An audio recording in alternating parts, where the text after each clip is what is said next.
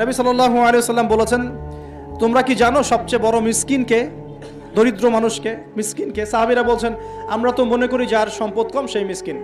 নবীজি বলছেন, না, প্রকৃত মিসকিন সে ব্যক্তি নয়। প্রকৃত মিসকিন সে ব্যক্তি যে কিয়ামতের মাঠে উঠবে, উহুদ পাহাড়ের সমান নেকি নিয়ে উঠবে। উহুদ পাহাড় দেখেছেন তো? বিশাল পাহাড়। উহুদ পাহাড়ের সমান নেকি নিয়ে উঠবে। নামাজের নেকি, যাকাতের নেকি, হজের নেকি, ওমরার নেকি, বিভিন্ন নেকি।